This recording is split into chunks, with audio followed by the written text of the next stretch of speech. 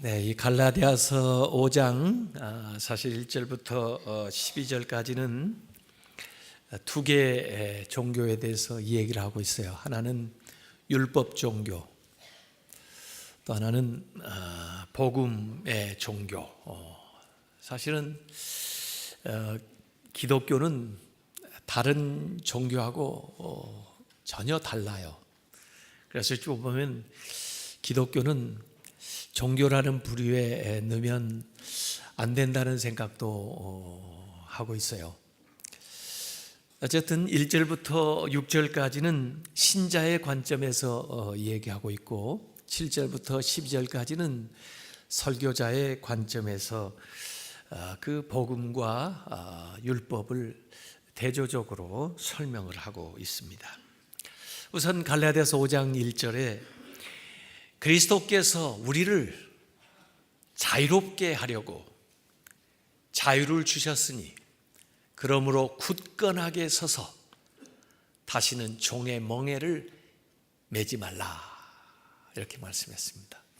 이 한 절에는 명제, 주장이 나오고 그 다음에 하반절에는 명령이 나와 있어요.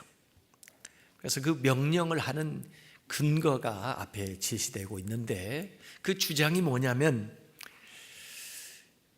그리스도께서 자유를 우리에게 주셨다는 겁니다. 우리에게 자유를 주시기 위해서 그리스도께서 하신 일 중요한 것은 십자가와 부활이죠. 그 예수님의 모든 사역을 통해서 우리에게 자유를 주셔서 우리가 자유인이 되었다 하는 것이 앞에 주장하는 겁니다. 그러므로 우리에게 명령하는데 굳건하게 서서, 어디에 서느냐? 자유 위에 굳건하게 서서 다시는 종의 명예를 매지 마라. 이전에 종의 멍에를 메고 있었잖아요. 근데 자유롭게 해주셨으니까 다시는 종의 명예를 매지 마라, 이렇게 말씀하고 있는 겁니다. 그래서 예수 믿는 모든 사람들은 자유인이에요. 죄로부터 자유롭게 된 걸 믿으시기 바랍니다. 이전에는 죄 가운데 살았어요. 죄가 우리 안에 왕노릇하면서 우리를 종부리듯이, 그래서 각종 죄를 우리가 범했는데 예수님이 그곳에서 우리를 해방하셨어요. 그래서 더 이상 죄의 종이 아니에요. 우리는 자유인이에요. 혹시 죄가 와서 뭘 시키거들랑 난 네 종이 아니다, 딴 데 가서 알아봐라, 그러세요. 우리는 죄책, 죄의 형벌로부터 자유롭게 됐어요. 죄를 지면요, 죄에 대한 책임이 따라요. 세상에서도요, 감옥에 가서 그 죄값을 치르겠다고 죄의 형벌을 당하고 있어요.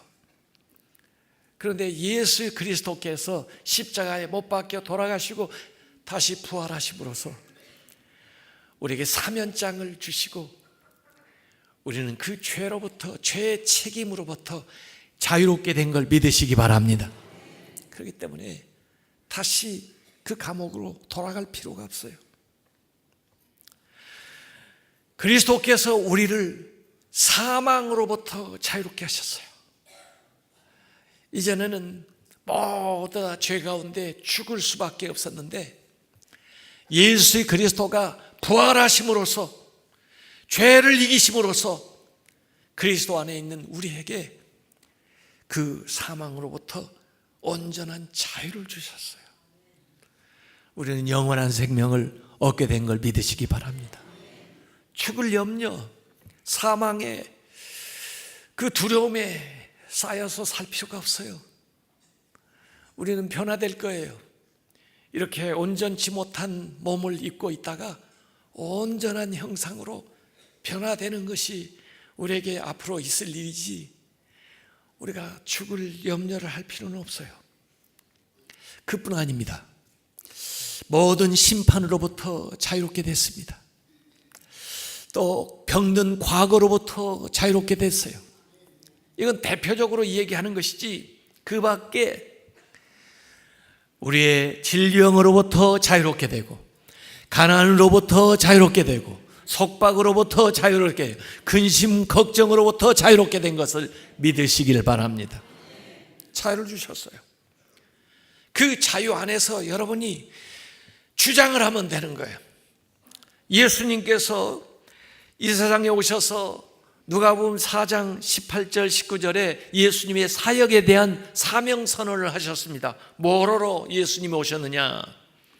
주의 성령이 내게 임하셨으니 이는 가난한 자에게 복음을 전하게 하시려고 내게 기름을 부으시고 나를 보내사 포로된 자에게 자유를, 눈먼 자에게 다시 보게 함을 전파하며 눌린 자를 자유롭게 하고 주의 은혜의 희년, 이 주빌리, 이 해를 전파하려 하심이라 하였더라 그랬습니다. 예수님이 오신 목적이 바로 자유예요. 예수님이 전하신 복음이 온갖 종류의 억눌림에서 우리를 해방하는 것이 바로 그리스도의 복음인 걸 믿으시길 바랍니다. 마치 이스라엘이 애굽 430년 종노릇하다가 모세를 보내가지고 그 애굽 땅에서 해방한 것과 같아요. 그런데도 광야 생활을 하면서 이스라엘이 430년 동안 종노릇을 하다 보니까 어떻게 자유인이 살아가야 될지를 잘 몰라요. 그래서 아주 기본이 되는 십계명을 그들에게 가르쳐 주었는데, 그것도 그들에게 속박하려고 가르쳐 주는 게 아니고, 너희들이 자유인인데 자유된 삶을 누리면서 살아려면은 이런 바운다리 안에서 살아야 된다.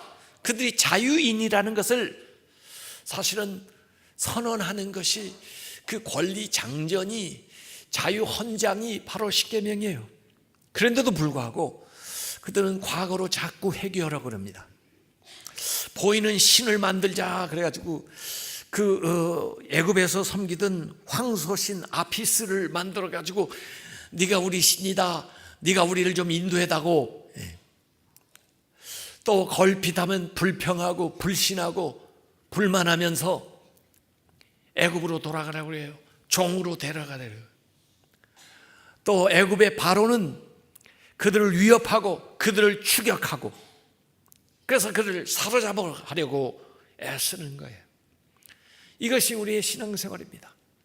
예수 그리스도가 우리에게 자유를 주셨는데도 불구하고 우리가 어떻게 자유를 누려야 될 때를 알지 못하고 자꾸 옛날 습관으로, 옛날 살던 방식으로 그동안 20년, 30년을 그렇게 살아버릇하니까 그런 생활로 자꾸 돌아가려고 하는 거예요. 종의 멍에를 다시 뒤집어 쓰려고 하는 거예요. 더구나 사탄은 계속해서 우리를 사로잡아 가려고 죄로 가지고 우리를 고발하고 또 우리를 정죄하고 우리 안에 두려움과 불신앙을 집어넣으면서 우리를 자꾸 사로잡아 가려고 하는 겁니다. 예수님께서 마태복음 11장 28절 29절에 수고하고 무거운 짐진 자들아 다 내게로 오라, 내가 너희를 쉬게 하리라. 나는 마음이 온유하고 겸손하니 나의 멍에를 메고 내게 배우라. 그리하면 너희 마음이 쉼을 얻으리니 이는 내 멍에는 쉽고 내 짐은 가벼움이라 하시니라. 과거에 무거웠던 그 멍에를 거두어 가시고 그리스도의 명예, 쉽고 가볍고, 그리고 주 안에서 평안과 자유를 누릴 수 있는 것으로 바꿔주셨어요. 자유하다고 방종하는 것이 아니고 최소한의 기준을 우리에게 허락해 주시면서 주님을 보고 배우라고 우리 앞서서 주님께서 나아가고 계시는 거죠. 우리가 자유를 얻었다고 하면서도 이 세상에 얽매여 살고 물질에 얽매여 살고 세상 사람들이 말하는 편판에 또 정욕에 매여 산다면 자유인이 아니에요. 그건 물질의 종이고 명예의 종이고 권력의 종이고 세상의 종이 되는 거죠.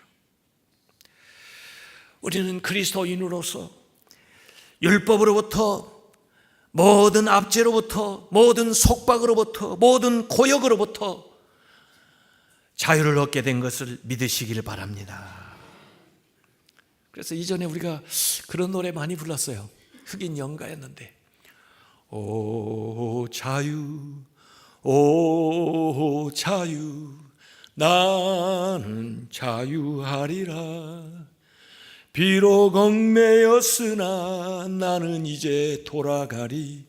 자유 주시는 내 주님께. 그러므로 굳건하게 서서 주님이 주신 그 자유의 기반 위에 굳건하게 흔들리지 말고, 기죽지 말고, 위축되지 말고, 후퇴하지 말고 서라는 겁니다. 당당하게 서라는 거예요. 하나님의 자녀로서 서라는 것입니다. 진리 위에 굳게 서시길 바랍니다. 주님께서 여러분을 용서하시고 주님께서 여러분을 용납하셨습니다. 주님께서 여러분의 모든 짐을 대신 십자가에서 져주셨습니다. 예수 그리스도께서 모든 율법의 요구를 십자가에서 완성하셨습니다. 주님을 믿는 믿음으로 담대하게 나아가시길 바랍니다. 어떻게 얻어낸 자유인데 이것을 우리가 빼앗긴단 말입니까? 이것을 포기한단 말입니까? 그러나 종의 종교를 가지고 있는 사람들은, 율법의 종교를 가지고 있는 사람들은, 할례를 받아야 구원받는다고 하는 사람들은 이런 자유인이 아니라 아직도 얽매여 있어요. 그리고 이들은 복을 받은 게 아니라 이들은 저주 가운데 있어요. 그래서 오늘 여기 2절부터 4절까지 보면은 종의 멍에로 돌아간다면, 은혜를 받은 너희가 다시 할례 받겠다고 돌아간다면, 복음을 받아들인 너희가 다시 율법으로 돌아간다면 어떤 결과가 오는가에 대해서 4가지로 2절부터 4절까지 설명을 했습니다. 만약에 그렇게 돌아간다면, 첫 번째는 그리스도께서 너에게 아무 유익이 없다 그랬습니다. 그리스도께 오신 것이 아무 소용이 없다는 거예요. 왜 오셨습니까? 그리스도가 왜 그렇게 구약이 계속 예언하다가 예수님이 이 세상에 오셨습니까? 그 오신 예수님이 무엇은 말씀을 전했습니까? 그 예수님이 무엇을 하셨습니까? 다시 율법으로 돌아간다면 그게 아무 소용이 없다는 거예요. 예수님이 하신 사역, 예수님의 십자가의 사역이 무용지물이 된다는 것입니다. 행위를 강조하는 자들은, 할례를 강조하는 자들은 예수 그리스도의 역할을 없애는 거예요. 하나님은, 예수님은 심판만 하시는 분입니까? 그분은 말씀만 전하시는 분입니까? 아니에요. 예수님은 대제사장일 뿐만 아니라 우리의 죄를 대신 지고 가신 하나님의 어린 양인 걸 믿으시기 바랍니다. 우리를 심판하고 정죄하는 역할만 하는 게 아니에요. 우리의 죄를 대속하셨는데, 율법으로 돌아간다면 그리스도의 그 모든 사역이 너에게 아무 유익이 없다는 거예요. 그 다음에 두 번째는, 다시 율법 할례를 지키겠다고 하면은 그것뿐 아니라 율법 전체를 행해야 될 의무를 갖게 된다는 것입니다. 처음에는 한 가지를 요구하는 것 같죠, 할례. 그러나 십계명을 또 요구하는 것 같죠. 또 더 나아가서 613개의 규정을 이 얘기를 하는데, 음식 규정, 정결 규정, 모든 제사 규정들, 절기에 대한 모든 것들이 다 부과된다는 거예요. 그래서 그 중에 하나만 어겨도 결국은 율법을 어기는 것이 된다는 것입니다. 결국 복음과는 상관없는, 신약과는 상관없이 구약만 가지게 되는 유대교처럼 되고 마는 거죠. 세 번째, 다시 할례로 돌아간다면, 율법으로 돌아간다면 그리스도에게서 끊어진다라고 얘기했습니다. 그리스도와 단절되는 거예요. 그리스도를 영접함으로 내가 그리스도의 사람이 되었고 그리스도가 내 안에, 내가 그리스도 안에 살게 되었는데 다시 율법으로 돌아간다면 그리스도와 단절된다. 그리스도 없는 신앙생활, 그리스도 안에 있는 모든 귀한 하나님의 은사와 그리스도 안에 있는 십자가와 부활, 그와 내가 상관없는 인간이 된다는 거예요. 네 번째는 은혜에서 떨어진다. 은혜의 영역에서 벗어나게 되는 겁니다. 은혜의 영역에서 벗어나면 죄와 정죄와 심판의 영역으로 떨어지는 거예요. 하나님의 은혜와 긍휼에서 벗어나게 되면은 하나님의 진노와 심판만이 그에게 기다리고 있습니다. 그는 파산한 인간이고 그는 다시 종으로 전락한 인생이 되는 거죠. 하나님의 은혜가 우리를 하나님 앞에 세우게 되는 건데, 자기의 공로를 의지하고 나아가는 사람은 하나님 앞에 설 수가 없는 겁니다. 모든 종교의 타락은 공덕주의에 있습니다. 잘 나가다가요, 더 잘 믿는다는 것이 자기의 공덕을 추구하는 쪽으로 나가요. 그러면요, 처음 될 자가 나중됩니다. 마태복음 20장에 얘기했어요. 은혜로 시작했다가 공로로 나아가는 사람들. 예수님 계실 때 심지어 산상수훈에 보니까 그 바리새인 서기관들이, 잘 믿는다고 율법주의자들이 신앙의 덕목인 구제, 금식, 기도조차 가지고도 자기의 공덕, 자기의 의를 쌓아보려고 금식하고 자기의 의를 드러내려고 기도하고 자기를 나타내고 드러내기 위해서 구제하니까 오히려 그것은 하나님이 인정할 수 없는 잘못된 길로 나아가는 거예요. 모든 인간의 공덕주의, 세상의 종교가 다 그렇습니다. 자기의 공덕을 쌓는 거예요. 바벨 종교죠. 심지어 종교개혁 이전의 캐톨릭 교회도 공덕을 쌓는 겁니다. 공덕을 빌리는 것입니다. 그걸 통해서 그것이 우리를 하나님 앞에 세울 수가 있습니까? 그렇기 때문에 종교개혁을 했던 거예요. 인간의 행위와 인간의 선행과 인간의 덕을 쌓아서 하나님께 이르는 게 아니라 하나님의 은혜로만, 그 은혜를 믿음으로만 구원을 받는다는 것이 종교개혁의 메시지입니다. 교회사 속에서 수도 없이 많은 세상의 종교로 전락하려고 하는 시도들이 교회 안에도 여러 차례 있었어요. 교회사의 4세기에 보면 펠라기우스 논쟁이 있었는데, 이 펠라기우스라는 사람과 어거스틴이 논쟁을 하는 거예요. 펠라기우스는 선행, 행위를 통해서 구원을 받는다고 그러고, 어거스틴은 믿음으로 은혜를 통해서 구원을 받는다는 거예요. 교회에서는 결국 펠라기우스를 이단으로 정죄하면서 은혜를 통해서 믿음으로만 구원받는다는 것을 가르쳤는데도 불구하고, 그러나 시대를 지나면서 교인들은 이상하게, 세상은 이상하게, 교묘하게 사람들을 꼬여가지고 그 믿음이 아니라, 그 은혜가 아니라 인간의 선행으로 공덕을 쌓아 구원받는다는 것을 사람들에게 가르치고 있어요. 마음은 그렇지가 않은데 세상이 그렇게 우리를 이끌어 나가고 있어요. 크리스토스톰은 이렇게 얘기했습니다. 할례를 받는 자는 율법을 두려워함으로 할례를 받는다. 율법을 두려워하는 자는 은혜의 능력을 불신하는 것이다. 그리고 불신하는 자는 그가 불신하는 이에게서 아무것도 얻지 못하는 것이다 그랬어요.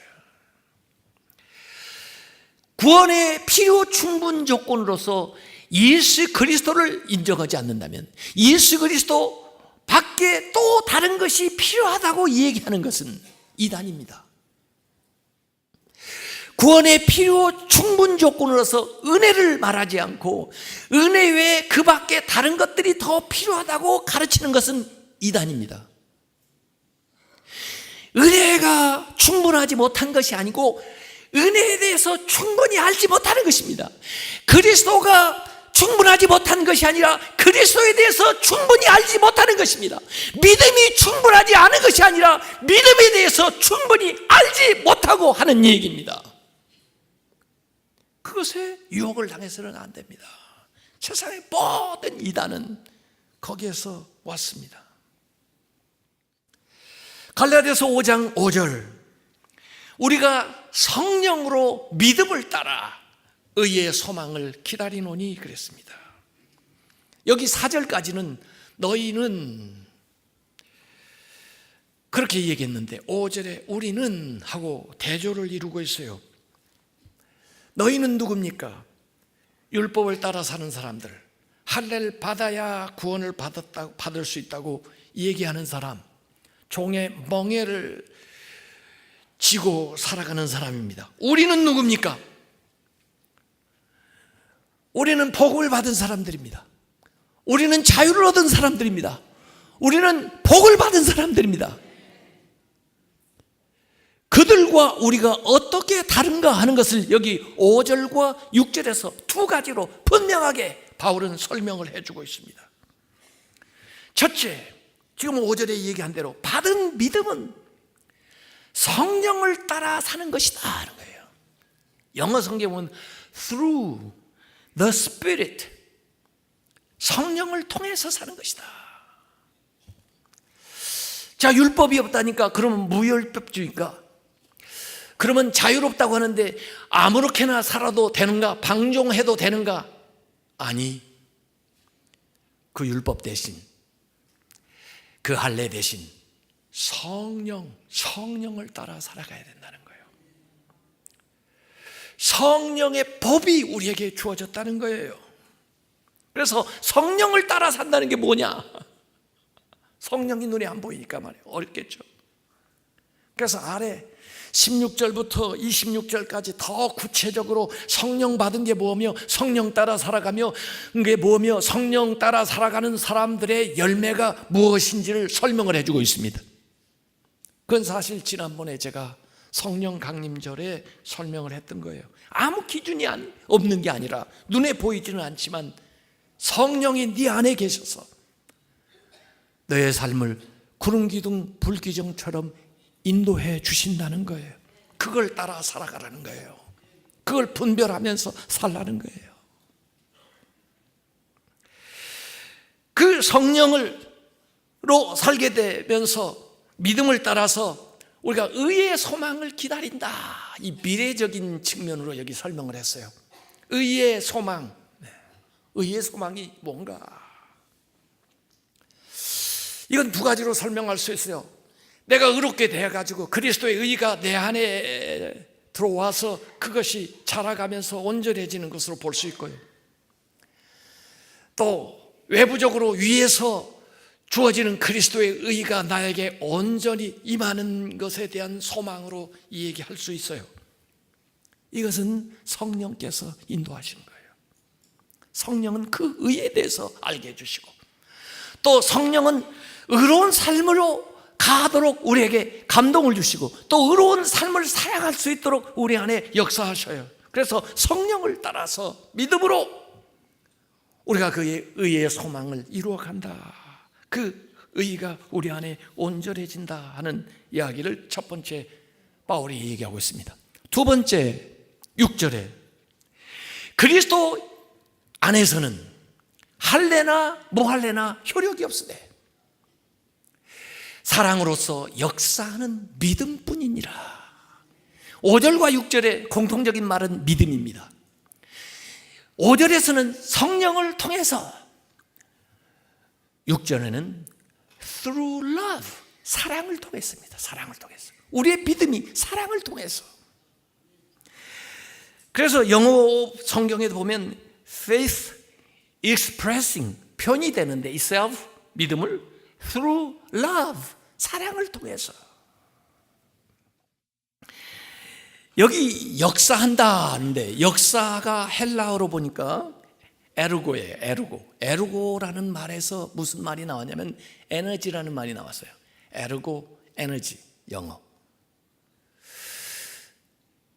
그러니까 사랑이 에너지가 돼서 나타나는 겁니다.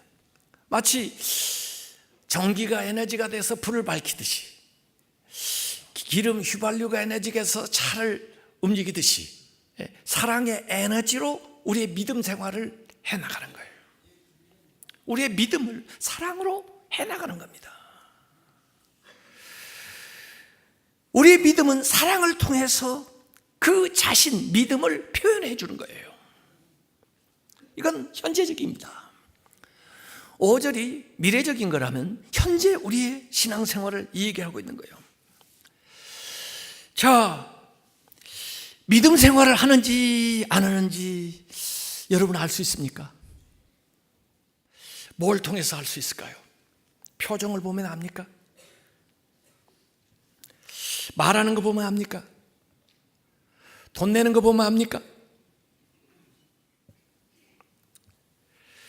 여기 이 말씀에 의하면 사랑하는 거 보면 안다는 겁니다. 왜? 믿음은 사랑으로 표현이 되는 것이기 때문에.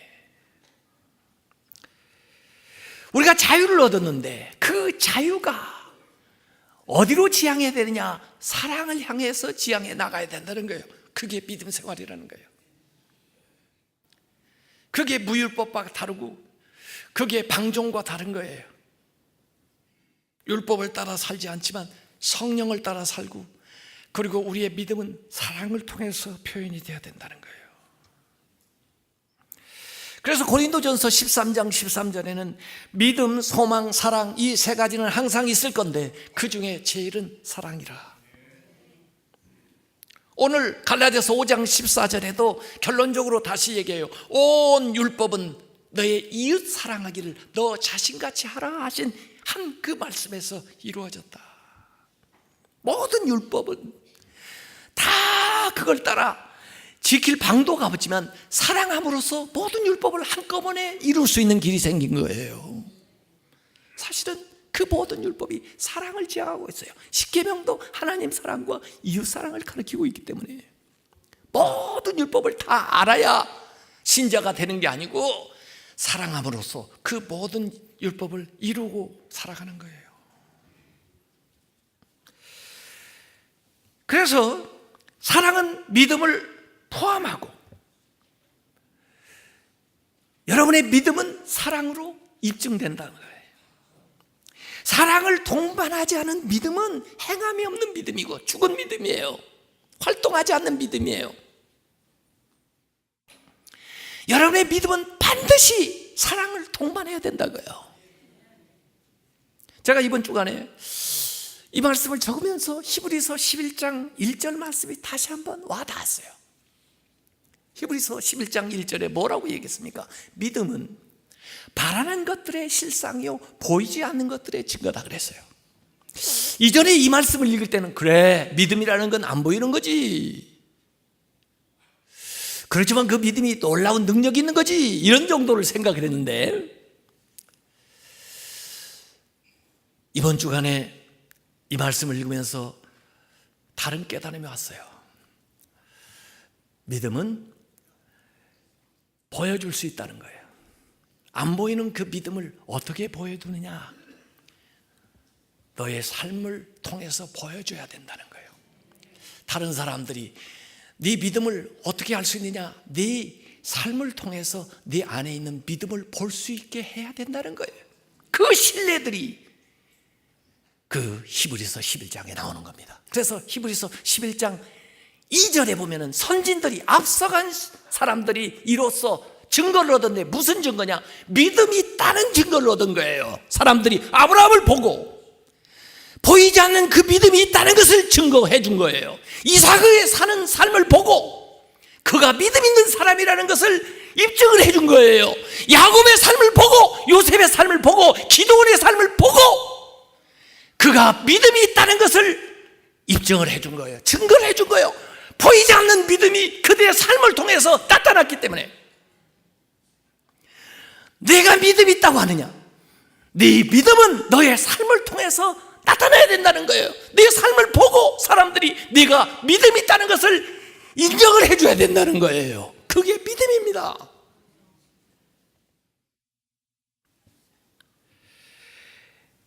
당신의 삶이 하나님 나라를 반영을 해야 되고 당신의 삶이 그 믿음을 반영해야 된다는 것입니다. 그런데 종종 우리의 삶은 무엇을 반영하고 있습니까? 세상을 반영합니다. 물질주의를 반영합니다. 안 믿는 사람과 다를 바 없는 것들을 보여주고 살아가고 있어요. 여러분, 자연 만물도 보십시오. 자연 만물도 하나님의 솜씨를 반영을 하고 있습니다. 역사를 보십시오. 살아계신 하나님을 증거하고 있습니다. 성경은 말할 것도 없고요. 그런데 왜 우리의 삶은 이 세상 속에서 하나님을 반영하지 못하나요? 하나님 나라를 반영하지 못하나요?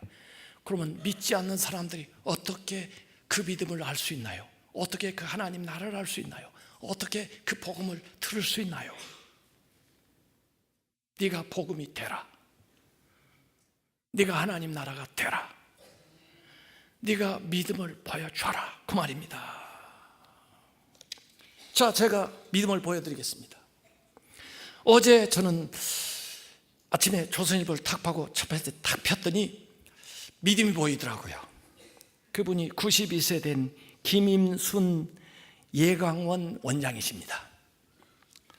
이분은 일찍이 이화여대 가정과를 졸업하시고 결혼을 했는데 6.25가 났어요. 그래가지고 돌 된 애를 데리고 혼자 먼저 피난 가라 해가지고 거제도까지 피난을 갔습니다.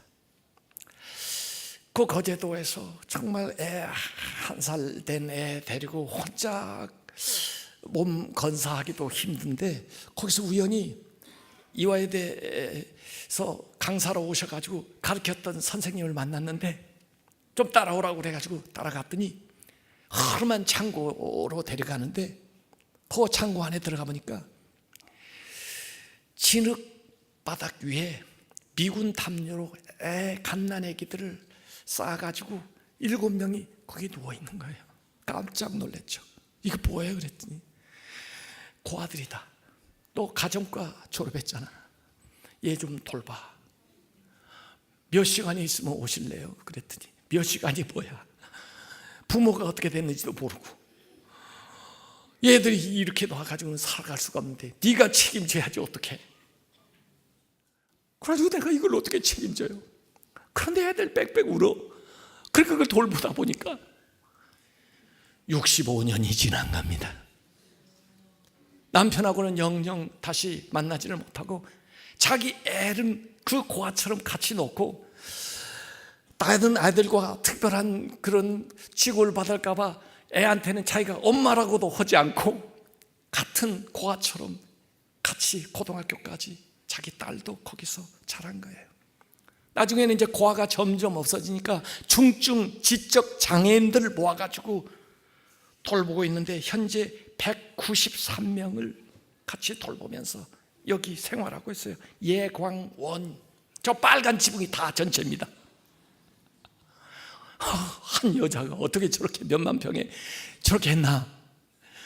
아이들에겐 자유로운 어머니지만 그 다음에 다른 사람한테는 깡패래요. 김우중 회장한테도 당신 혼자 먹고 잘 살 거야? 애들 굶어 죽는데 돈 내? 그래가지고 건물 좀 지어줘. 그래가지고 그 당시는 배 타고 애들 진료 받으러 갔는데 2명 데리고 가다 보면 배 안에서 한 사람이 죽는 거야, 애가. 그래서 미군 부대에 가지고 제발 우리하고 자매견을 맺혀서 미군 군의사들, 군 의관들 정규적으로 좀 보내서 애들 좀 살려주세요. 그러다가 그렇게 구걸해가지고 다 건사하면서 먹여 살려. 요새 부모들 한 애도 제대로 못 살려가지고 애 안 낳겠다고 그러는데 말이에요. 남의 애를, 버린 애를. 그분이 인터뷰에 그거예요. 사랑이 기적을 만듭니다. 10년 동안 데려다 놨는데 말도 못해. 아무래도 10년 동안 해도 말을 한마디도 못해.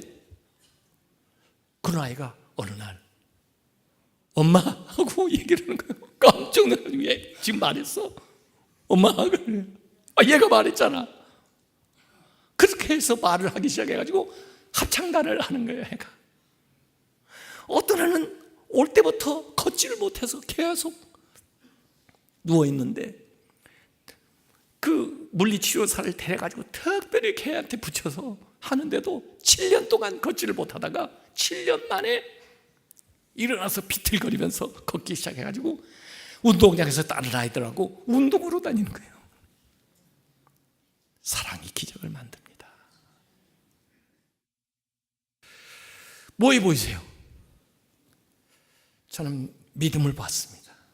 근데 조선일 보니까 싹 살펴봐도 믿음이라는 얘기 한마디도 안 나오더라고요. 하나님 얘기 한마디도 안 나오더라고요. 정말 믿는지 안 믿는지 한번 내 얘기 해볼까요? 그래서 제가 인터넷에 찾아봤어요. 그 김임순 원장 이야기를. 그분이 그 아이를 7명을 맡아놓고, 이거 조선일보에 안 나오는 얘기예요. 그 밤새 치닥거리 하다가 잠시 잠을 들었다가 교회 종소리에 깬 거예요. 그래가지고 하나님 앞에 기도하는 겁니다. 하나님, 저도 살지 죽을지 모르겠는데 이 애들을 맡아가지고 제가 어떻게 살라고 저한테 애들을 이렇게 맡기십니까? 그랬더니 하나님의 음성이 들리는 거예요. 너 걔들 수준으로 떨어지려고 하지 말고 그 아이들을 네 수준으로 끌어올려라. 그때부터 일어나서, 그래, 얘들이 왜 이 세상에서 이렇게 천대받고 이렇게 살아야 되냐? 다른 사람 멀쩡하게 다 잘 사는데.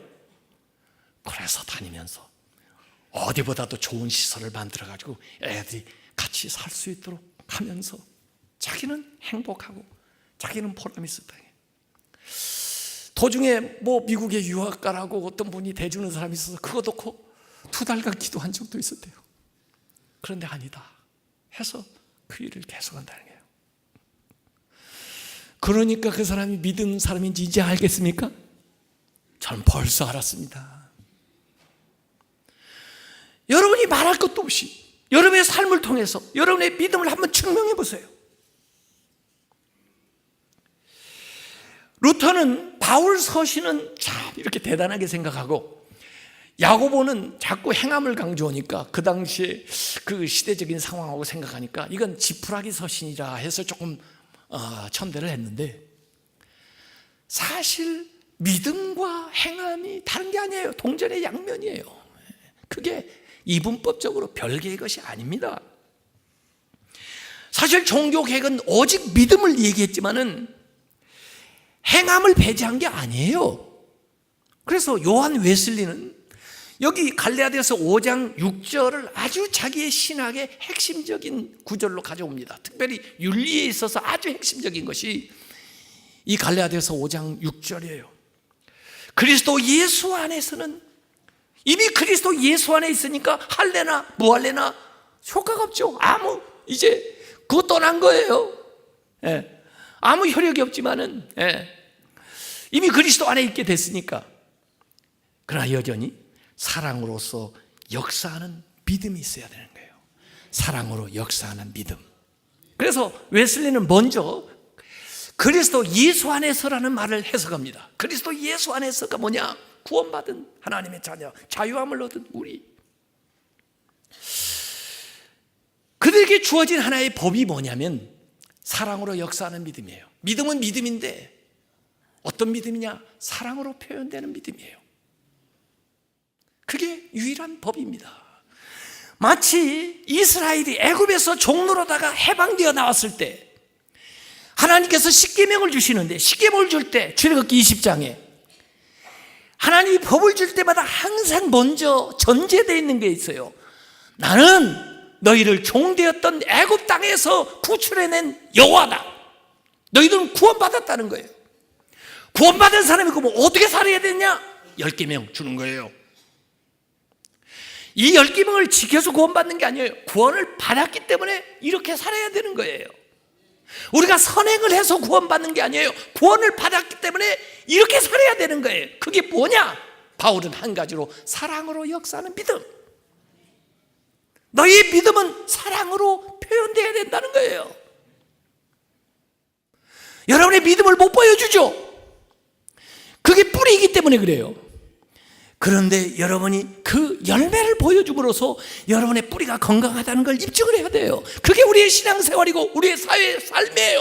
왜 믿는 사람들이 믿는다는데 살지를 않아가지고 사람들에게 그렇게 손가락질을 당합니까?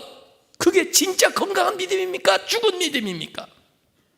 그게 정말 사랑으로 역사하는 믿음입니까? 그게 못 되니까 문제잖아요. 행위가 다른 게 아니에요. 보이지 않는 믿음이 밖으로 드러나 표현된 것이에요. 이것은 연속적인 것이지 별개의 것이 아닙니다. 그래서 웨슬리는 사랑으로 역사하는 믿음을 내면에는 내적으로 성결, 밖으로 외적인 사회적 성결 이렇게 표현되어 나오는 거예요. 그래서 십계명에도 하나님 사랑, 이웃 사랑 있는 것처럼 내적인 성결은 내 안에서 사랑으로 역사하는 믿음이고 내 안에서 밖으로 사회적인 성결은 밖으로 표현되는 사랑으로 역사하는 믿음이에요. 그 사랑으로 충만한 상태가 성결이에요. 사실은 그것은 성령으로 충만한 것이에요. 그래서 앞에 5절에 있는 성령으로 하고 6절에 있는 사랑으로가 별개가 아니에요. 사실은요, 사랑으로 충만한 게 성령 충만한 거예요. 성령은 사랑의 열매를 맺는 거예요. 그래서 지금 믿음을 강조하고 은혜를 강조하니까 그러면 이제는 율법도 안 지키고 할례를 안 받아도 되니까 그냥 자유인이 됐으니까 아무렇게나 살아도 된다? 아니라 성령으로 살아야 된다. 사랑으로 살아야 된다는 거예요. 그것이 믿음이라는 겁니다. 그게 어렵습니다. 쉽고도 어려운 거예요. 쉽고도 어려워요. 여러분, 제가 목회하는 목표가 거기에 있는 겁니다. 저는 누구를 강요하거나 누구에게 지시하거나 누구에게 법을 세워서 틀 안에 집어넣으려고 한 번도 생각해 본 적이 없습니다. 저도 그걸 싫어합니다. 자발적이어야 됩니다. 물론 기본적인 틀은 있어야 되겠죠. 기본적인 건 가르쳐 주십시오. 그러나 모두 다 하나님 앞에 신앙생활을 해야 됩니다. 하나님이 기준이 돼야 됩니다. 그리고 성령이 인도하시는 대로 해야 됩니다. 그리고 사랑을 따라 행해야 돼요. 제가 여러분의 믿음을 다 인정해 드릴 수도 없습니다. 알아드릴 수도 없습니다. 제가 알 수도 없습니다. 담임 목사라고 해서 교회의 중심이 될 필요도 없습니다. 하나님을 바라보세요. 그리고 성령이 여러분에게 감동하시는 대로 하세요. 그리고 사랑을 위해서 살아가세요. 구원받았기 때문에, 여러분이 자유롭기 때문에 그 말을 하는 거예요. 이건 세상에서 말하는 선행이나 무슨 세상에서 말하는 자선하고는 달라요. 그것은 자기 의의가 된다면 그것도 일종의 어떤 자기 종교인지 모르겠어요. 그러나 진짜 선행은 그리스도 예수 안에서 구원을 받아서 내가 자유롭게 됐는데 그 자유를 가지고 내 육체의 기회를 삼지 않고 오히려 스스로 자발적으로 사랑하면서 섬기면서 살아가는 거예요. 그게 믿음입니다. 그 믿음 생활을 여러분이 하라는 겁니다. 그건 성령이 이끌어 주시는 겁니다. 저는 옆에서 얘기할 뿐입니다. 여러분은 성령의 인도하심을 따라 나가야 되는 것입니다. 저도 그렇게 살아야 됩니다. 율법 대신 이제 사랑의 법이, 이제 사랑의 법이, 성령의 법이 우리의 삶을 통해서 드러나야 됩니다. 이게 각자에게 주어진 보이지 않는 기준입니다. 외면의 기준이 아니라 내면의 기준입니다. 육적인 것이 아니라 영적인 것입니다. 이것이 성령을 따라 사랑으로 행하는 믿음입니다. 그 믿음 생활을 통해서 하나님께 영광도 돌리고 이 세상에서 많은 사람들에게 믿음이 무엇인가를 증거하는 여러분들이 다 되시기를 주님의 이름으로 축원합니다. 기도하겠습니다.